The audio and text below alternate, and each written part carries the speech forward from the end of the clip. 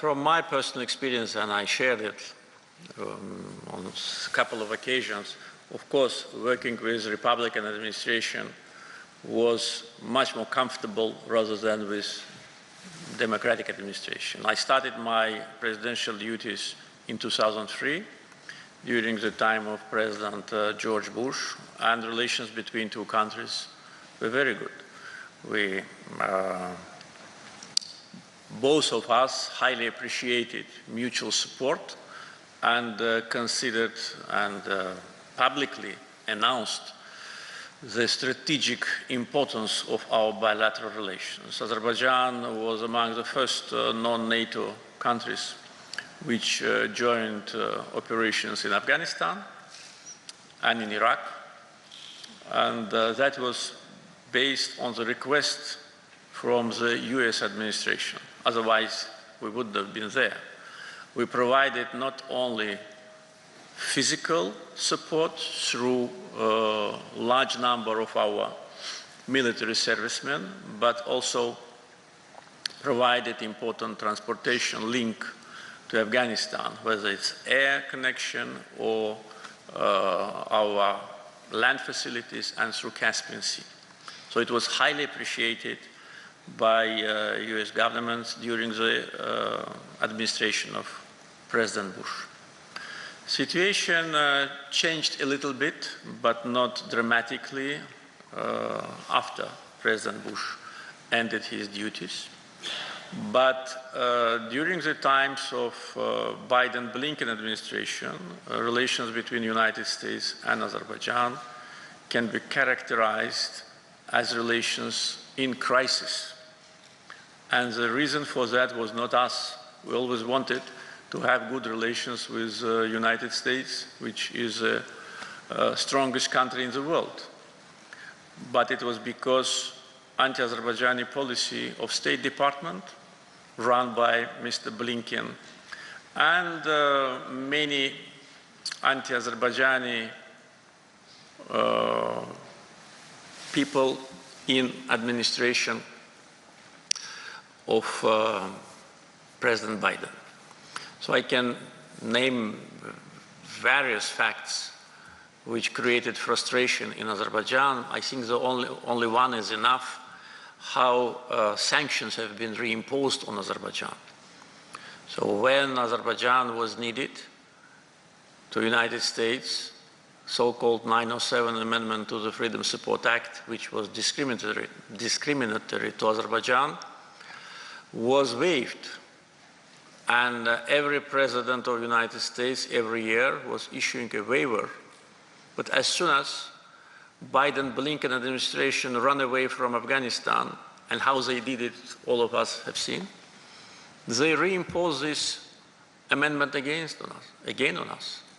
So being so unthankful is, how to say, very harmful for administration itself, because who will trust them after that? And our level of trust to Biden-Blinken team was close to zero. Our relations were in deep crisis. United States under Biden-Blinken team took unilateral side with Armenia. That was for the first time officially since the Armenian-Azerbaijan conflict started. Yes, we all knew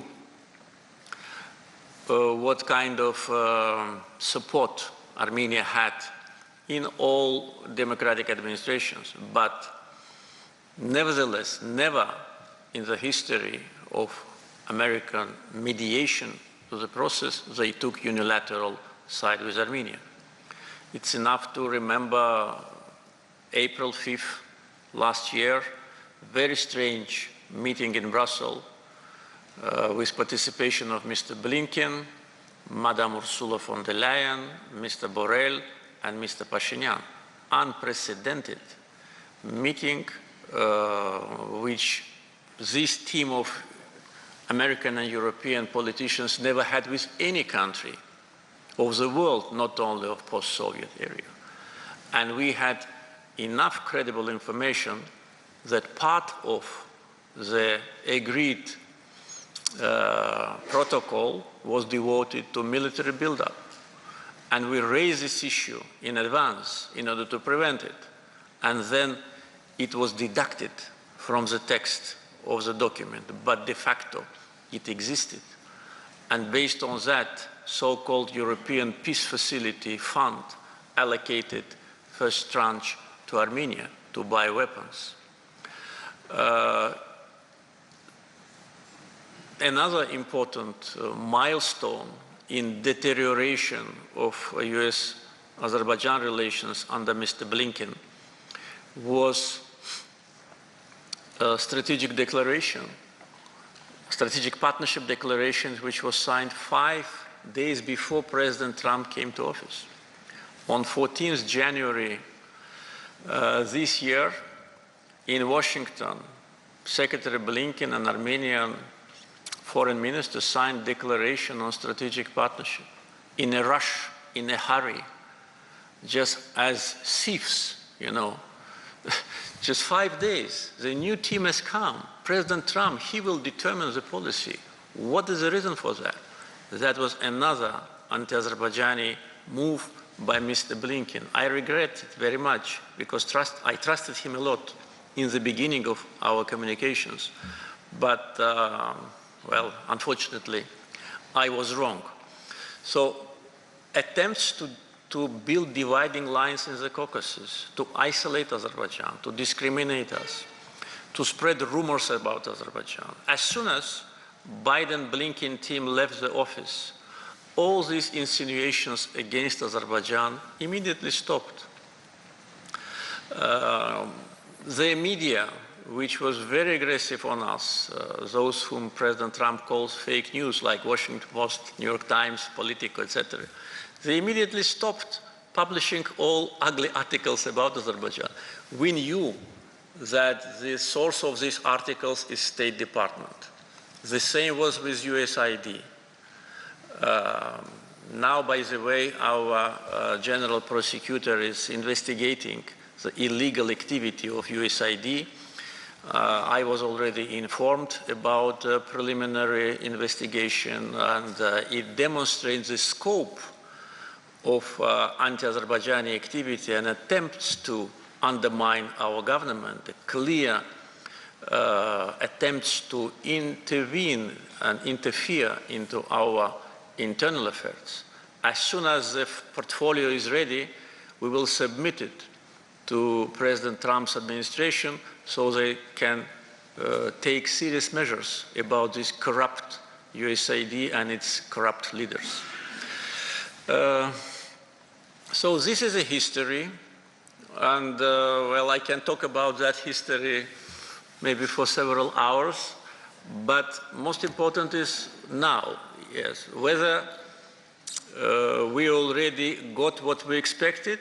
I would say yes, because first, anti-Azerbaijani trend in US policy stopped, and this is already a positive sign.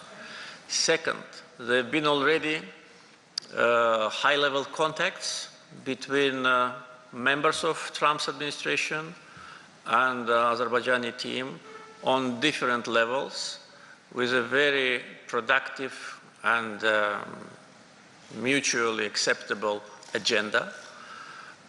And third, taking into account the agenda of Trump's administration, we can foresee that this period in our relations will be a very good opportunity to strengthen our partnership. And also we have experience in working with Trump's administration during his first term, which was also very positive. We didn't have any crisis in our relations. Yes, our relations were not as active as we would have wanted them to be, but that was first term. Now, when President Trump and his team have seen European Union's hypocrisy against him, have seen how European leaders were behind the plot against him, supporting Madam Harris. So he felt it on his own skin.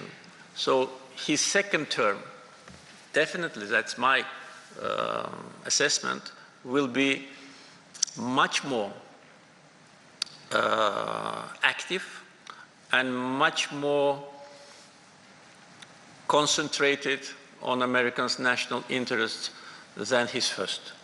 And in American national interests, this I can say with full authority, strong relations with Azerbaijan are very important for this region, because Azerbaijan as a leading country in Southern Caucasus, Azerbaijan as a part of Global South with a strong position in non-aligned movement, where we've been successful chair for 4 years, with our strong connections with the region of Central Asia, what we already discussed, and with capability, with economic potential, with energy resources, with army which demonstrated its strength on the battlefield, not on the parades, and with all the rest, with political connections, can be a very important partner for United States. We want it to happen.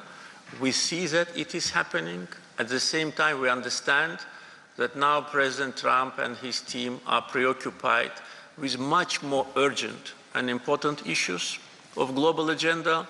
So we are waiting for the time when we will engage, or maybe re-engage, in a very strong, predictable, long-term strategic relationship with the new administration.